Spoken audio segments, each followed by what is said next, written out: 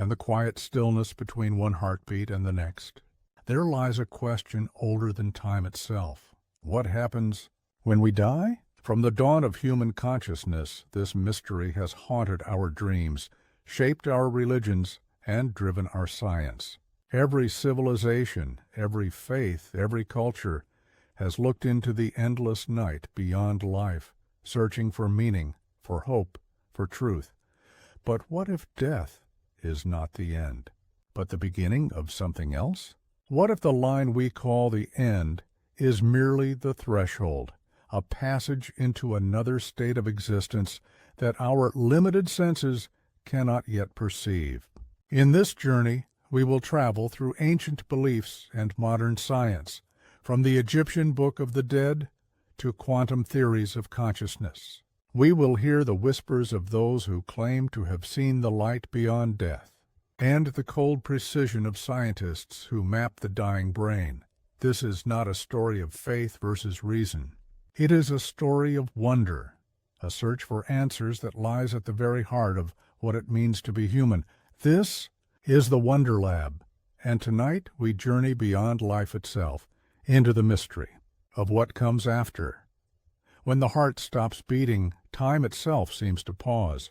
For those few seconds between the last breath and the silence that follows, something extraordinary happens, something that science is only beginning to glimpse. Doctors call it clinical death. To them it is a medical event. The heart ceases, the blood flow stops, the brain begins to shut down. But to those who have stood on the edge and returned, it is something entirely different. They speak of floating above their own bodies, of light, not the kind that burns or blinds, but one that embraces. They describe a feeling of peace so complete, it transcends anything we know as living beings. These are the near-death experiences, stories told in hospital corridors and whispered in the quiet of recovery rooms. Skeptics say they are hallucinations, the brain's desperate attempt to comfort itself as it dies. But then there are the details, the impossible memories of things they should never have seen. A doctor dropping an instrument, a relative's words from another room, the exact time of their own resuscitation. Science listens, cautious, curious, divided. Neuroscientists record the brain's final flickers of activity, discovering that in the seconds after the heart stops, the brain surges with waves of energy, a last brilliant storm of consciousness. Could it be that this final burst is what we perceive as crossing over? Or is it evidence that consciousness may not be entirely confined to the body? Across cultures, this moment between life and death has been described in astonishingly similar ways. In ancient Tibet, the Bardo Thodol, known as the Tibetan Book of the Dead, teaches that the soul lingers for 49 days, wandering through realms shaped by its own mind. The Egyptians believed that the heart was weighed against a feather, a symbol of truth, to determine the soul's fate. And in modern hospitals, surrounded by machines and cold fluorescent light, people still speak of tunnels, voices, and radiant warmth. Could it be that the ancient mystics and modern witnesses are describing the same threshold, only through different languages of belief? Is death truly an end, or simply a transformation, a migration of awareness from one plane to another? Modern science continues to search for the biological truth, the chemistry, the neurons, the fading sparks of life. Yet, somewhere beyond equations and electrical signals, there lingers a quiet suspicion that we are more than just flesh and bone, that within us exists a spark, something timeless, something infinite, that refuses to be extinguished.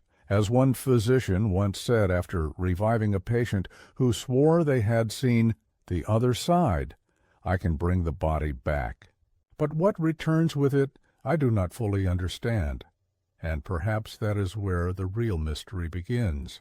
Not in proving or disproving life after death, but in realizing that death itself may be part of a much greater story, one that continues, unseen, just beyond the edge of light. And the vast theater of the universe, nothing truly disappears. Energy cannot be created nor destroyed, only transformed. That's one of the fundamental laws of physics, and it applies to everything, from the light of distant stars to the beating of a human heart. So if life itself is built on energy, the electrical impulses in our brains, the vibrations of atoms, the flow of breath, what happens to that energy when we die? Does it simply fade, dissolve into the earth, return to the cosmos, or does it continue on, reshaped into something beyond our understanding? Some scientists believe consciousness may be a form of quantum energy, a delicate field interacting with the physical brain.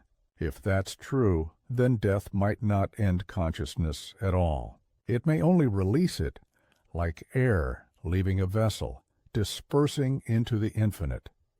Imagine for a moment that every thought, every emotion, every dream is a pattern of energy. When the body dies, those patterns may not vanish. They may resonate elsewhere beyond our perception. The mind might be more like a signal than a machine, and the brain just the receiver. When the receiver breaks, the signal doesn't end. It continues somewhere. In 2011, researchers in Southampton studied more than 2,000 patients who had been clinically dead, some for minutes, others for hours, before being revived. Nearly 40% reported a sense of awareness while their bodies were lifeless.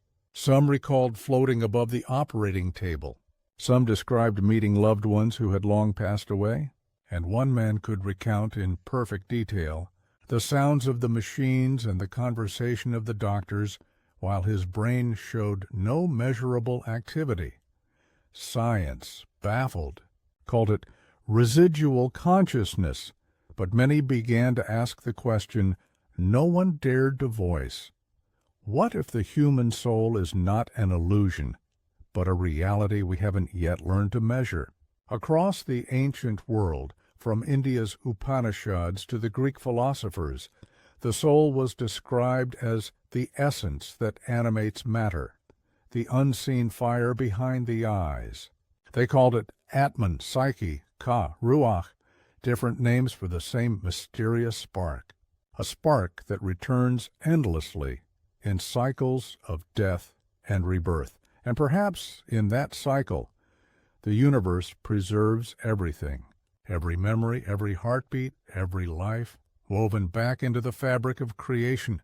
Just as a wave returns to the ocean, we too may return to the vast sea of consciousness from which we once emerged. When the stars burn out, their dust becomes the soil of new worlds. When we die, our atoms return to the earth. But maybe, just maybe, our awareness returns to the source of all that is, because energy never truly dies. It only changes form, and somewhere, beyond the silence of the final breath, that energy may awaken once more, in a realm where time, space, and matter no longer bind us. Consciousness. It is the single most mysterious phenomenon in the known universe. Science can describe the heartbeat, the flow of blood, the firing of neurons. Yet no one truly knows why those physical processes create the experience of being alive. The self, the I, the voice within, what is it made of?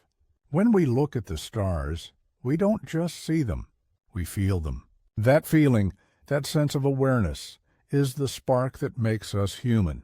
And it's that same spark that perhaps survives death itself.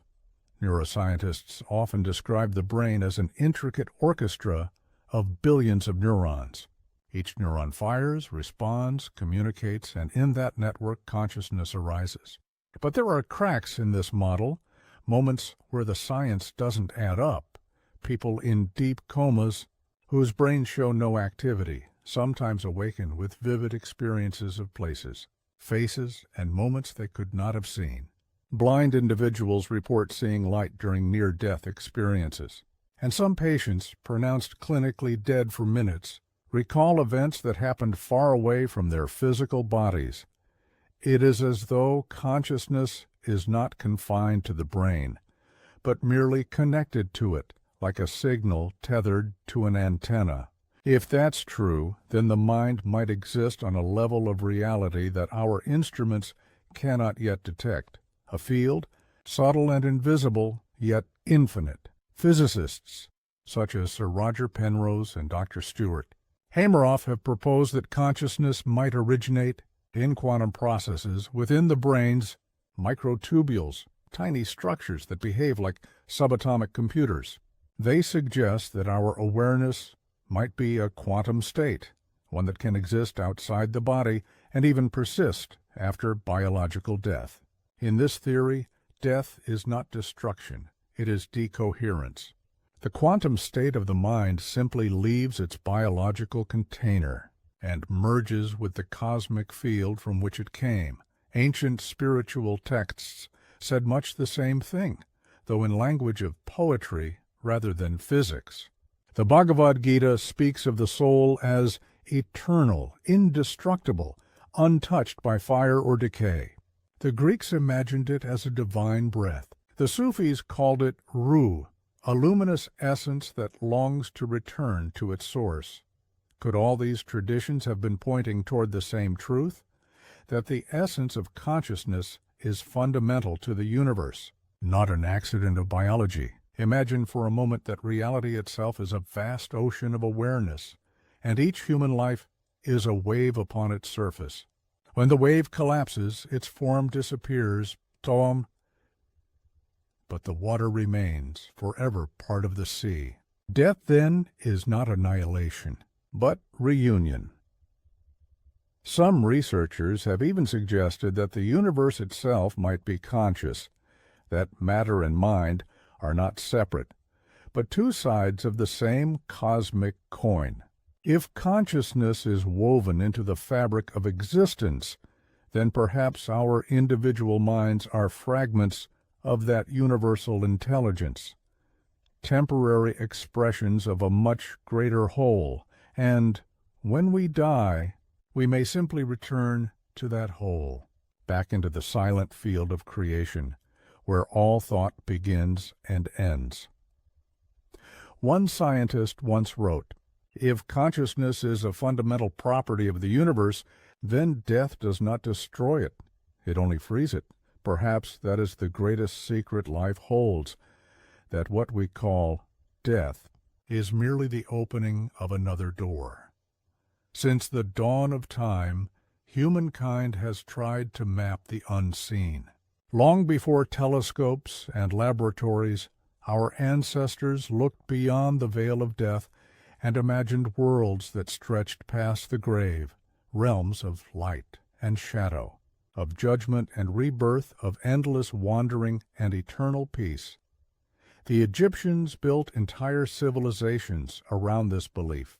To them, death was not an ending, but a journey. They called it the West, the land where the sun set but always promised to rise again. They filled their tombs with food, treasures, and sacred texts, the Book of the Dead, a guide to help the soul navigate the dangers of the underworld. There the heart of the deceased would be weighed against the feather of Mahat, the goddess of truth. If the heart was pure, it rose to eternal paradise. If not, it was devoured by Amit, the eater of souls. Across the desert and the centuries, in the East, the ancient Hindus saw life and death as parts of an endless wheel, samsara, the cycle of birth, death, and rebirth. The soul, or Atman, was seen as eternal, shedding bodies like a traveler changing garments, learning through each life, evolving closer to ultimate liberation, moksha, the union with the divine. In Greece, philosophers like Plato believed that the soul pre-existed the body, a timeless essence that enters the mortal form and, after death, returns to the realm of pure ideas. To the ancient Greeks, death was a passage across the river Styx, guided by Charon, the silent ferryman. But beyond that river, in the Elysian fields, awaited a realm of peace for the righteous, a vision of serenity that echoed in countless cultures to come.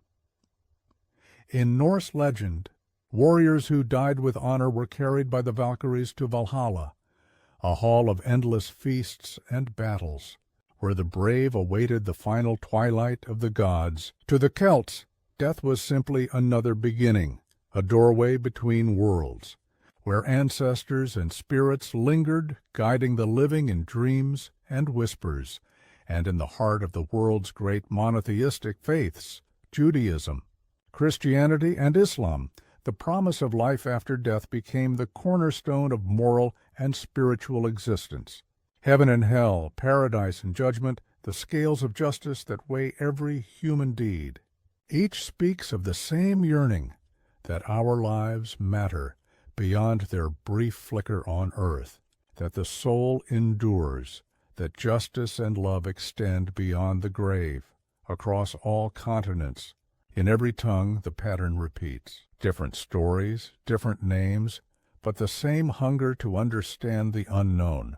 Because death, for humanity, has never been merely about endings, it has always been about meaning. About whether what we are continues. Some anthropologists believe these beliefs were humanity's first act of defiance against oblivion, our refusal to accept that consciousness could simply vanish. But others suggest something deeper, that these stories may have emerged not from fear, but from memory. Echoes, faint, instinctive, of something we once knew before birth. In every myth, in every religion, there lies a whisper of remembrance, as though the soul already knows the way home. When the Tibetan monks read the Bardo Thodol, they do not speak to the dead, but to the dying. They guide the soul through the shifting illusions of the in-between, reminding it not to fear the lights, not to cling to form. Because they say the only thing that truly dies is attachment, the essence, the consciousness. That goes on, from the Golden Pyramids to the Himalayan peaks, from the deserts of Arabia to the icy fjords of the north. Humanity has written one message in countless forms: we are more than bodies. We are travelers, momentary sparks of eternity, carrying fragments of an ancient light. Perhaps the question has never been whether there is life after death, but rather what form that life takes. And perhaps the answers we've been searching for have been echoing in our myths all along. In sterile hospital rooms, surrounded by machines that measure every heartbeat and breath, science has begun to witness what once belonged only to faith, the strange moments when life seems to slip away. And yet, awareness remains. In recent decades, researchers have gathered thousands of accounts from people who were declared clinically dead, whose hearts had stopped, whose brains had gone silent, yet who returned changed forever. They spoke of traveling through light, of peace beyond description, of seeing their lifeless bodies from above. They spoke of boundaries, of choosing whether to cross or to return. For centuries, such stories were dismissed as hallucinations, the product of oxygen-starved brains, but the details refused to fit that explanation. Some patients described precise events that happened during the time their brains showed no measurable activity, objects in rooms, words spoken by doctors, even the sounds of defibrillators that brought them back. The evidence began to whisper a possibility that made science uneasy. Perhaps consciousness is not entirely tied to the brain. In 2014, Dr. Sam Parnia and his team at the University of Southampton conducted one of the largest studies on near-death experiences, known as the AWARE Project. They followed more than 2,000 cardiac arrest survivors. Of those who were revived, nearly 40% described some form of awareness while clinically dead. One man whose heart had stopped for 3 full minutes recounted every detail of his resuscitation, even the sound of a machine that had been turned on after his brain should have been incapable of registering anything. The implications were staggering. If consciousness could exist even briefly without the brain, then it might not be created by the brain at all. It might be something that the brain receives, like a signal from an unseen source. Across the world, studies have multiplied. In the Netherlands, cardiologist Dr. Pim van Lommel recorded similar experiences, patients describing encounters with deceased relatives or visions of vast, luminous landscapes. Many reported a life review, not as judgment, but as understanding, feeling every emotion they had ever caused others to feel. Love, pain, kindness, cruelty, all experienced in a single timeless flash, as though the universe itself were not punishing them but teaching them. These accounts cut across culture, religion, and geography. Atheists, believers, and skeptics alike, all describing the same radiant peace. Could it be coincidence? Or are we all wired to experience a universal truth the moment the veil thins? Scientists began searching for the biological explanation. EEG studies in dying patients revealed a strange surge of gamma waves, patterns associated with intense perception and memory, moments after cardiac arrest. The brain, it seemed, became more active in its final moments than in any state of waking life. But what if this burst of energy isn't a dying illusion, but a gateway, the brain's way of opening, not closing? Quantum physicists have joined the conversation. Some propose that consciousness might exist on a subatomic level, outside space and time, and that death merely shifts it to another form. Dr. Robert Lanza calls it biocentrism, the idea that life and consciousness are the fundamental realities, and the physical universe is secondary, a projection of awareness itself. If that's true, then death cannot destroy consciousness any more than a dream can destroy the dreamer. Others look to the mysteries of information. In physics, information, the blueprint of reality, can never be lost. Every photon, every particle, every pattern that has ever existed is eternally recorded in the quantum field. So what of human consciousness, the most complex pattern of all? Could it too be preserved, not in memory or matter, but in the very structure of the cosmos? Even the skeptics have begun to soften. Neurosurgeon Dr. Eben Alexander, once a firm materialist, experienced a profound near-death event while in a week-long coma. He described realms of indescribable beauty, beings of light, and a presence of infinite love. When he awoke, his scientific worldview was shattered. He wrote, "Consciousness is more than the brain. I have seen a world where love is the fabric of reality." And so the lines between science and spirituality blur once more. Each discovery, each testimony, pushes us closer to a truth that refuses to fit neatly into any box. The data is there. The patterns, the stories, the measurable mysteries, but their meaning lies somewhere beyond the reach of instruments, in the realm of wonder itself. Perhaps death is not the collapse of consciousness, but its release, a return to a greater field of awareness that science is only beginning to glimpse, the ocean from which the mind's small wave once rose. The deeper science peers into the universe, the more it begins to resemble a dream, a place where time bends, matter dissolves, and the boundaries between life and death blur into illusion. What if the end of life in one world is simply the beginning of life in another? For centuries, we saw reality as a single thread, a straight line from birth to death. But now physics tells us the universe is far stranger. Hidden within every atom, in every flicker of light, may lie infinite versions of reality, infinite versions of us. This is the multiverse theory, a radical idea that there isn't just one universe, but countless existing side by side, each branching with every choice, every heartbeat, every possibility. In one universe, a person takes a breath. In another, they do not. In one, life ends. In another, it continues. So what happens when we die? If infinite versions of reality already exist, could death be nothing more than a shift, a transfer of consciousness from one branch to another so seamless that we never perceive the crossing?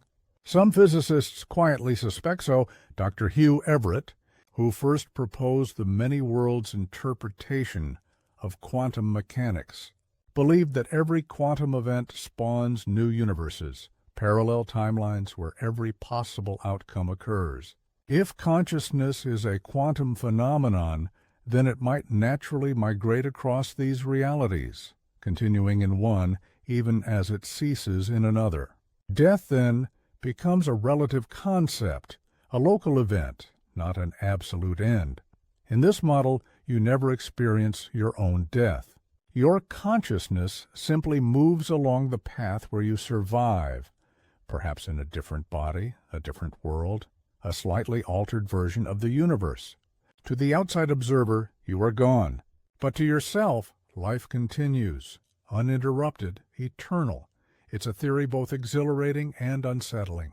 It suggests that reality is not solid, but fluid, a shimmering sea of possibilities, shaped by awareness itself. Even Einstein, who saw time as a dimension woven into space, once wrote, "The distinction between past, present, and future is only a stubbornly persistent illusion. If time itself is an illusion, then perhaps death, our greatest boundary, is an illusion as well." Quantum mechanics supports the idea that observation, the act of awareness, defines what is real. In experiments, particles exist in many states at once until they are observed. It is consciousness that collapses the wave, choosing one outcome over infinite others. So what happens when the observer, the conscious self, dies? Does the wave simply uncollapse, freeing awareness to rejoin the field of all possibilities? Some physicists have dared to speculate that consciousness might be the fabric of reality itself, not a byproduct of matter, but its origin. In that case, death would be no more than a return. Consciousness dissolving back into the universal field that gave birth to it. Imagine the soul as a photon, a particle of light traveling across space. When it hits a prism, it splits into many colors, many paths. Each color is a lifetime, a version of you. And when the journey ends, all those colors reunite, merging once more into the pure white light that is their source. Perhaps that is what awaits beyond death, the reunion of all yourselves. Every life you have lived, every love, every lesson, converging back into the infinite consciousness from which you came. Even some modern researchers in theoretical physics now entertain these possibilities, not in religious language, but in the cold equations of mathematics, equations that whisper, energy never dies. Information cannot be destroyed. Reality itself is a web of awareness, interconnected, eternal. If the universe remembers everything, every vibration, every thought, then death cannot erase us. We are written into the code of existence itself, and maybe, when the final breath escapes the body, we do not vanish into darkness. We awaken into light, not as one being, but as all. Because, perhaps, the soul does not travel through the universe. Perhaps the soul is the universe, briefly dreaming of itself as human. If death is an ending, why do so many speak of beginnings? Why do children, barely old enough to form sentences, speak of lives they have never lived? Why do strangers carry memories of places they have never been, faces they have never seen, fears they cannot explain? Reincarnation, of the cycle of birth, death, and rebirth, is one of humanity's oldest and most enduring beliefs. In the East, it is woven into the spiritual fabric of entire civilizations. But in the modern world of science and reason, the whispers of past lives still refuse to fade. In the 1960s, a quiet researcher named Dr. Ian Stevenson at the University of Virginia began an extraordinary investigation. He devoted more than 40 years to studying over 2,500 cases of children who claimed to remember previous lives. The stories came from India, Lebanon, Alaska, Turkey, and the American South, cultures divided by language, religion, and geography, yet united by a single phenomenon. Children, often under the age of 6, describing their former lives with astonishing accuracy. One child in Sri Lanka spoke of a man who had died decades before, describing his family, his house, his habits, even the scars on his body. When investigators followed the details, they found the place exactly as the child described, and the family recognized marks and memories that matched the deceased man's life. Another case from the United States involved a boy who had nightmares of a fiery plane crash. He would wake screaming names, numbers, and military jargon far beyond his age. Later, it was discovered that his memories aligned with the death of a World War II pilot whose plane had gone down over the Pacific, a man the child could never have known. When shown photos, the boy pointed out details only that pilot could have known. Dr. Stevenson called these cases of the reincarnation type. He documented them meticulously. Birthmarks corresponding to fatal wounds, children speaking languages they had never learned, recalling relatives and events from lives long past. Though cautious, he concluded that some form of personal survival beyond death might indeed occur, not as metaphor, but as reality. After Stevenson's passing, Dr. Jim B. Tucker, another psychiatrist at the same university, continued his work using stricter scientific methods and modern psychological testing. He found patterns too consistent to dismiss. The memories appeared strongest in early childhood, fading as the new personality matured, almost as if the soul, reborn into a new body, gradually forgets its previous life, the way a dream dissolves at dawn. Skeptics argue these are coincidences, chance, or suggestion. Yet too many stories hold precise details that defy easy explanation. Some children speak of birthplaces hundreds of miles away. Others recognize old friends and families, showing knowledge of private events that no outsider could ever know. In India, some families perform rituals to test these claims, presenting the child with personal items mixed among similar ones. Again and again, the children choose the correct objects, and when they meet their former families, emotion floods the room, tears, recognition, reunion. It is as if time itself bends to allow unfinished stories to continue. Could reincarnation be nature's way of recycling consciousness, just as it recycles energy, matter, and life itself?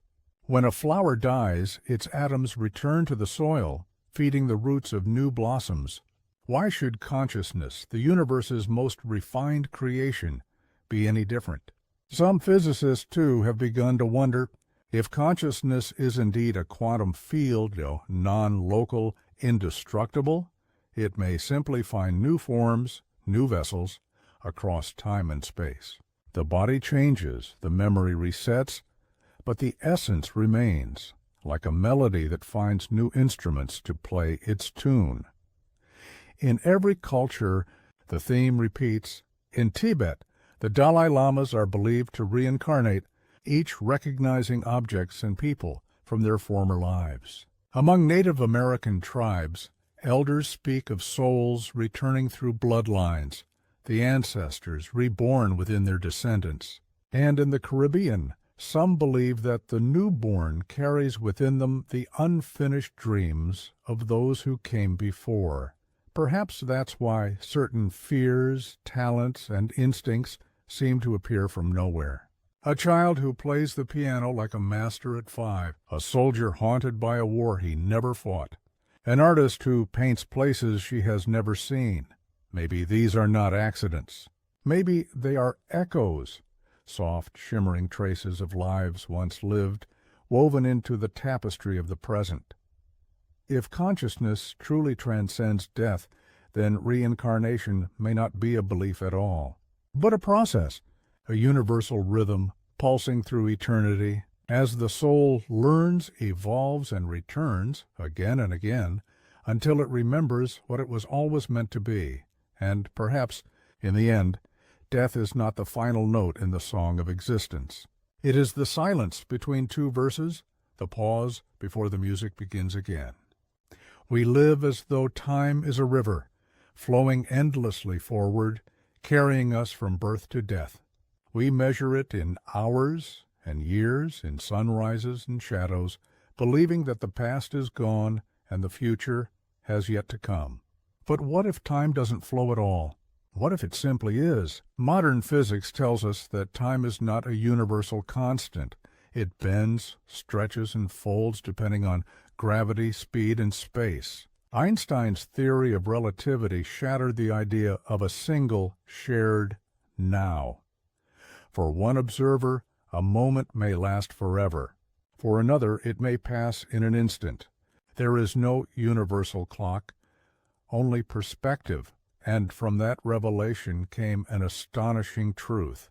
The past, the present, and the future all coexist.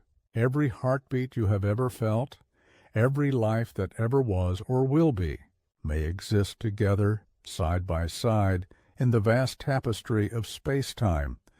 If this is true, then death is not an event in time. It is a change in perspective. We do not leave the timeline. We simply move beyond its surface, stepping outside the sequence of moments we once called life. In the eyes of eternity, nothing is lost. Every smile, every word, every act of kindness still exists, preserved forever in the fabric of reality. In a strange way, physics has begun to echo the oldest spiritual teachings. The mystics have always said that time is an illusion, that all moments are one.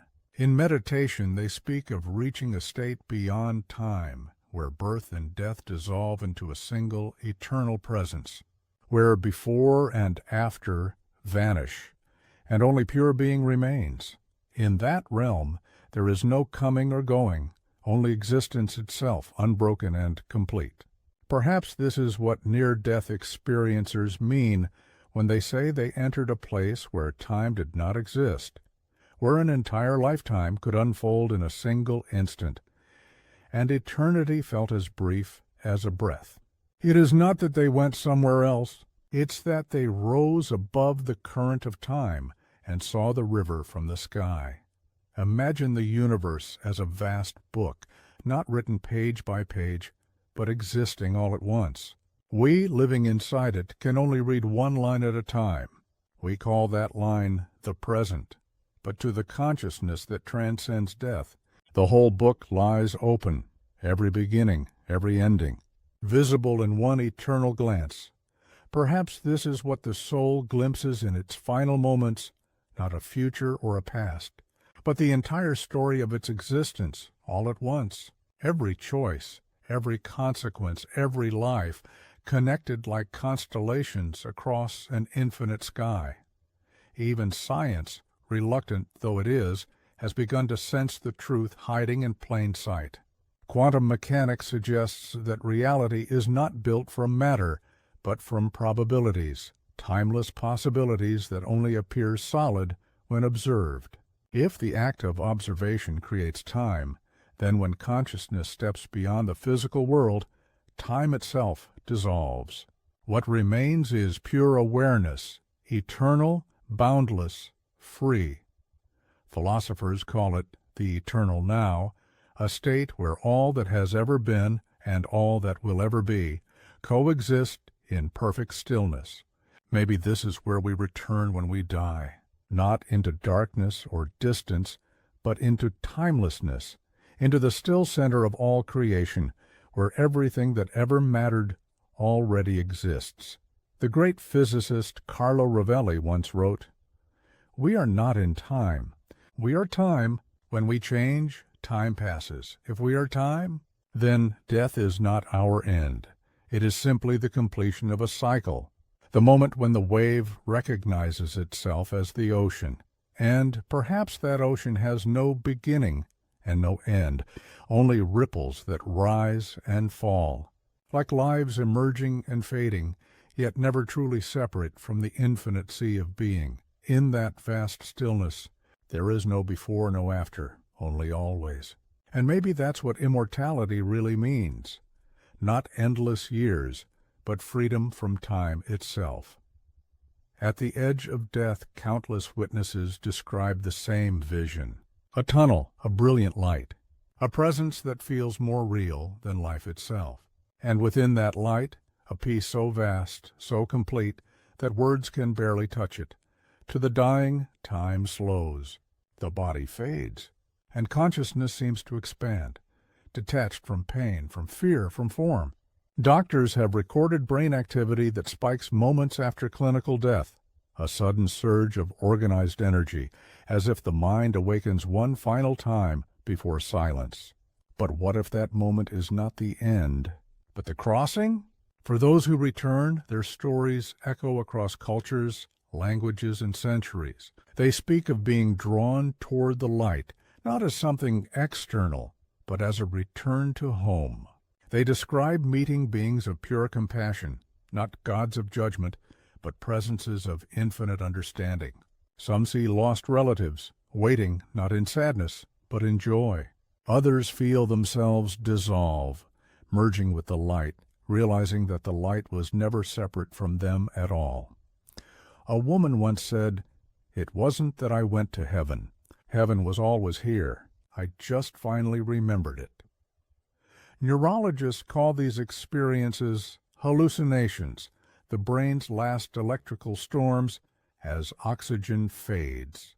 But others point to the precision, the consistency, the clarity of these encounters, how people blind from birth describe colors, landscapes, and faces they've never seen. How cardiac arrest patients recall exact conversations happening in distant rooms. Moments after their hearts stopped beating, Dr. Sam Parnia, one of the world's leading resuscitation researchers, has studied hundreds of these cases.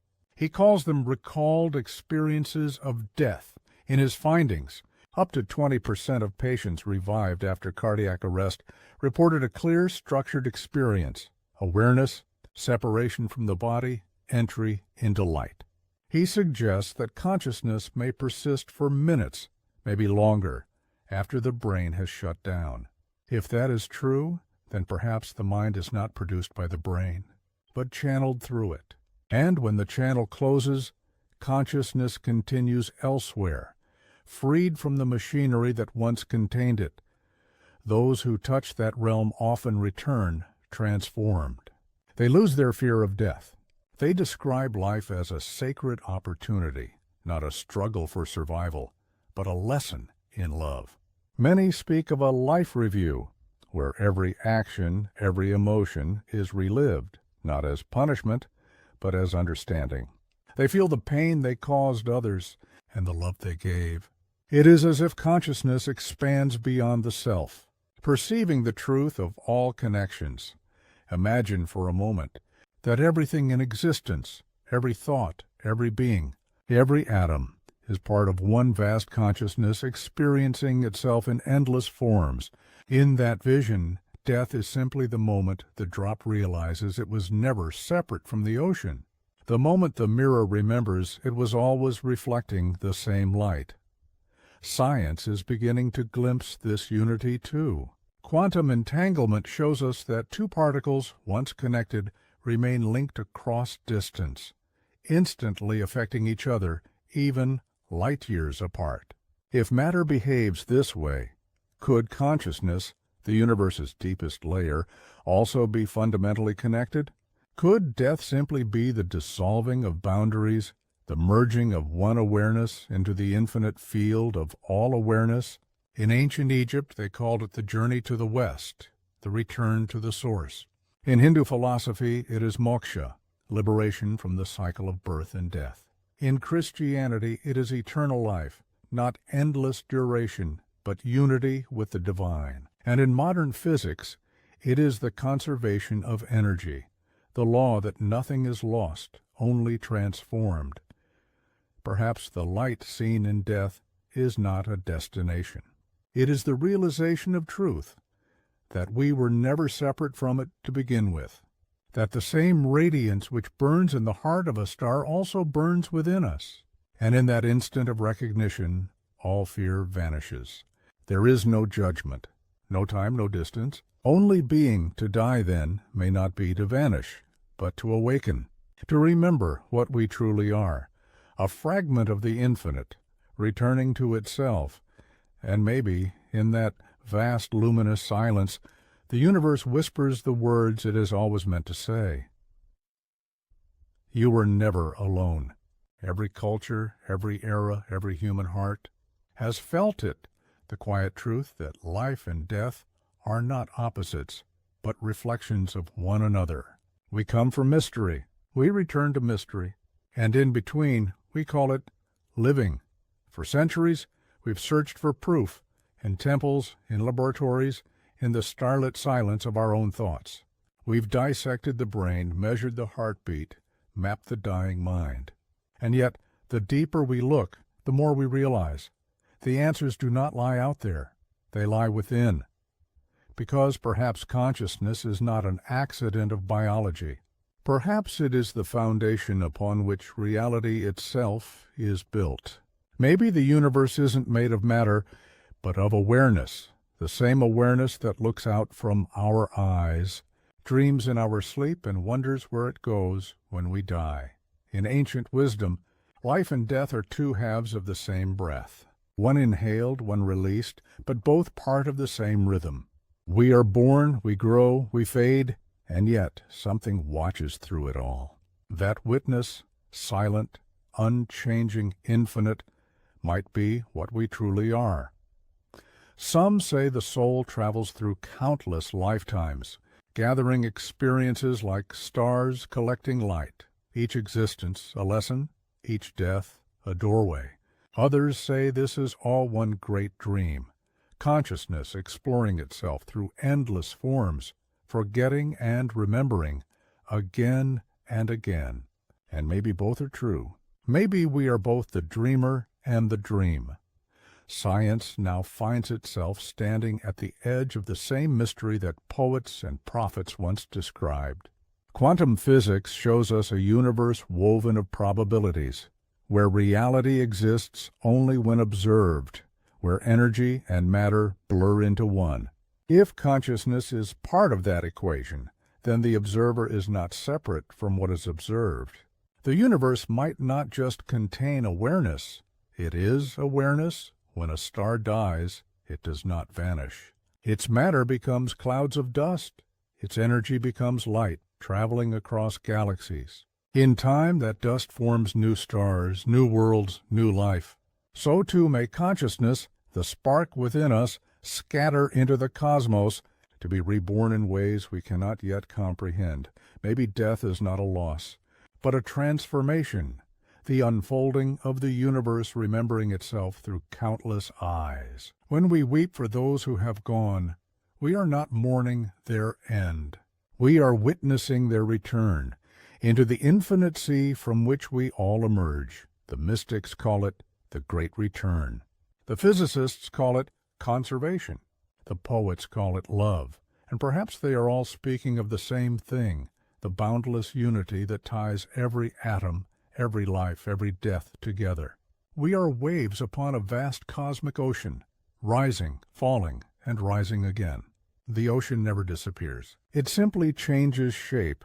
So when the final breath leaves the body, when the pulse slows and the world fades, it may not be darkness that greets us, but light. Not an ending, but a remembering. Not goodbye, but welcome home. The stars still shine above the silent earth. The waves still rise and fall. And somewhere between one heartbeat and the next, life continues its eternal rhythm. We have searched the depths of belief, the corridors of science, and the farthest corners of human experience, chasing a question that refuses to die. What happens when we cross the line between being and beyond? The truth, perhaps, was never meant to be solved, only felt. because what we call death may be nothing more than the turning of a page, one chapter ending, another beginning. A story without final words. Every life is a flicker of the same eternal flame, unique, fragile, but never truly extinguished. Even when the body fades, the essence remains, woven into the light, into memory, into the fabric of existence itself. The physicists tell us that energy can never be destroyed. The mystics tell us that the soul never dies. Maybe they are describing the same mystery in different languages, the language of science and the language of spirit, each pointing to the same infinite truth, that we are part of something that cannot end, and perhaps that's what death truly is, the return to what we've always been, a release into the vastness from which all things come and to which all things go, a merging with the silence that holds every sound, every life, every dream. In the end, the mystery remains, beautiful, endless, alive. But maybe that's the point, for without mystery, there would be no wonder. And without wonder, there would be no life. This is the Wonder Lab, and somewhere beyond the light, the story continues. If this journey touched your heart or awakened your curiosity, then don't forget to like, share, and subscribe to join us again here in the world of wonder and discovery. This is the Wonder Lab, where every question leads to another universe,